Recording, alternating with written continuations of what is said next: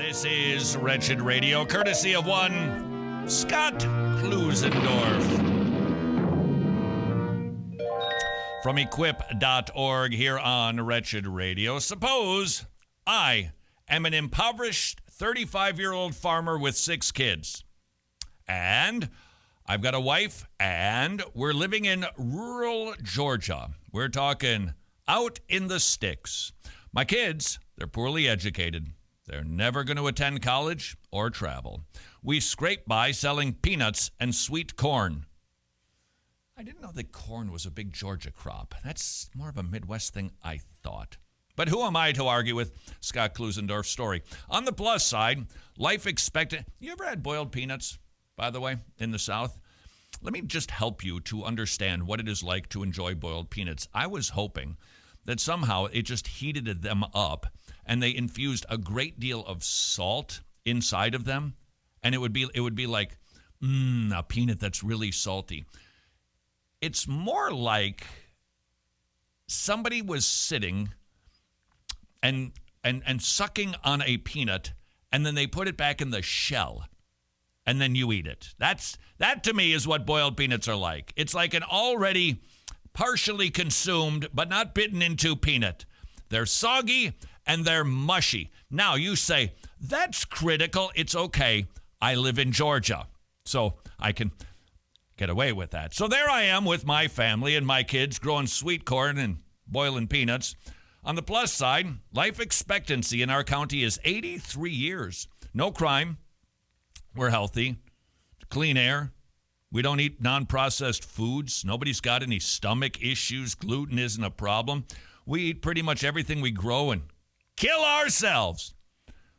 Then out of the blue, Morgan Stanley offers me a consulting job in Manhattan. It seems the company wants to reach farmers with investment strategies and needs insider help. I'm offered $250,000 annually, which these days in Manhattan, it's okay. It's so expensive there. I'm offered $250,000 a year. The company will secure housing in a nice Long Island neighborhood with excellent schools. My family will go to a local church. We went to founders.org/church-search. That's founders.org/church-search. And we found an excellent Bible teaching church. It's got a great youth group program. How often does that happen? On weekends, I can take my wife out to dinner, something we haven't done since, well, we got married, actually. We can travel. My kids will go to university. But there's a wrinkle. Physicians reports that life expectancy on Long Island averages 2 years less than rural Georgia due to air quality. All other things being equal. Question: if I move my family, have I traded lives for profits? That is the question. How would you answer that question? Oh, how dare you move your family? Don't you care about their lives? That is the door slam that is being offered to anybody who is asking, hey, can we have a conversation about this? Unfortunately, it's not even being done quite that politely, is it? It's this side, it's that side, and then you're this and they're that, and you think like this, and you're probably got a problem with that. Can we maybe, just maybe, think through this issue a little bit better so that we can actually talk about when it is our society might get back to operating in a way that, frankly, is more biblical? We are not meant to be shut down. This cannot work this way. Human beings are not meant to be separated. And by the way, just as a side note, this is really not helping unity of human beings. Have you noticed that with yourself? I have. When I walk, it's just it's just absolutely amazing. And this is a demonstration in how my brain is so selfish and how my brain is so inclined to favor me. We went to the grocery store for Mother's Day to pick up just a couple of things that we needed for the barbecue. And I walked down an aisle going the wrong direction. I saw the sign. Nobody was in the aisle, and I went, I've only got to go a third of the way down, so I'm just going to walk down it and grab it. So I do that, and then I see a woman. She's walking down the thing the wrong way, and I look at her like, what are you doing? Hey, what's the matter with you? And then I've got this uncanny ability to not only favor myself, but to assess everybody. This woman that was walking down that aisle, she was carrying cough syrup, clearly indicating she's got the corona. What are you doing out here? I can tell. I can walk by people. Okay, this is maybe a little bit of my germophobia coming through, but if I'm thinking that I'm thinking I'm within 6 feet, I've assessed this person. They've got pretty good potential of having the corona. I'm not going to breathe while I walk by, and I'll close my eyes so the corona doesn't get in there. Okay, look, you've got issues too. My point is, this is not helping us get along to love one another and to be human beings that interact. This is even happening at church, isn't it? You see somebody wearing the gloves and the mask. Are you going to church yet? We can in Georgia here. Got some of those rules, but we were going to church. And some people, they got the mask and the gloves. Other people don't. We assess one another. We judge one. That doesn't foster human flourishing and just the way that we're supposed to be reflecting the Trinity, which gets along and lives together.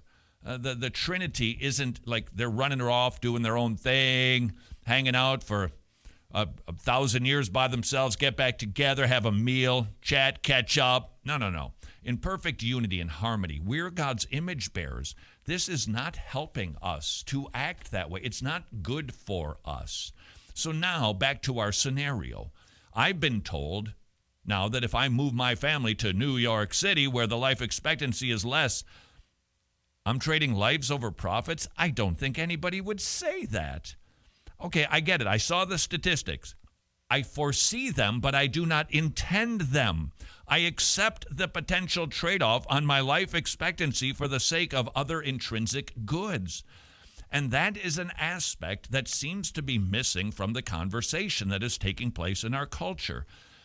If you are arguing that this everything should remain shut down and anybody who goes out is trading lives for profits, ask them the question, do you want people to die? Because that's really the accusation, and that isn't the case, really. We don't think that, do we? That people want people to die? But how do we make that decision?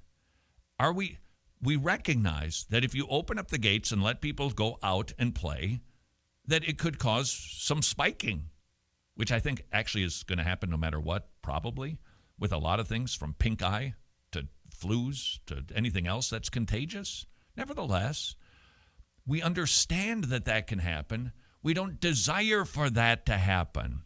You accept the danger. You accept the risk of life expectancy because there are other things that get weighed in the balance too. Life over profits. That slogan is not an argument. It is a moralistic reductionism. Now, it looks like it might be smart, and it could even look like it's biblical because we're pro-life Christians and we value life, right? Yes, we do.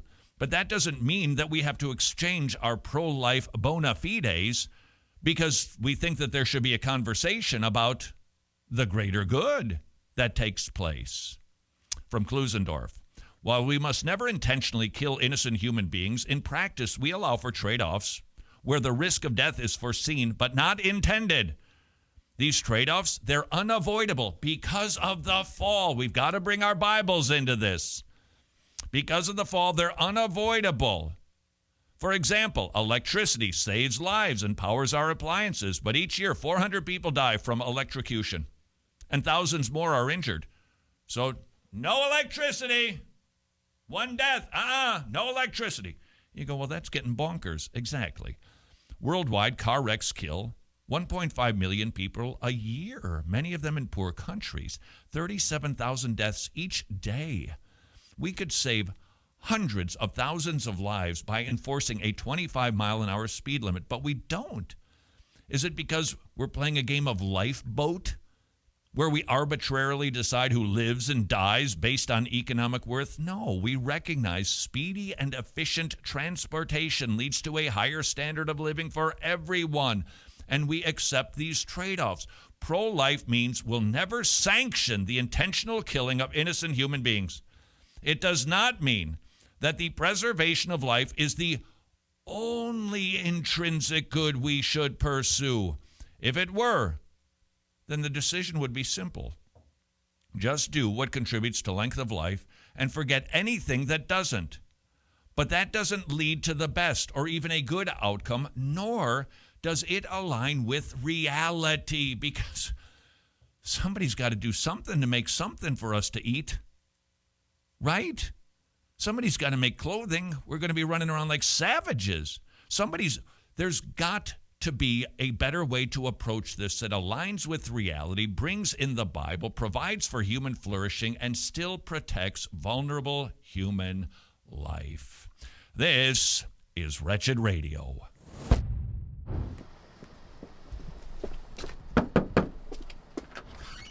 Hey, Todd. sweetie. Take her around the block a few times? Who's a good girl? You're not, because nobody does good. No, not one. Romans 5 says we're born in sin and iniquity, and our hearts are deceitful and wicked. You know that if you'd use the law, which brings about the knowledge of sin.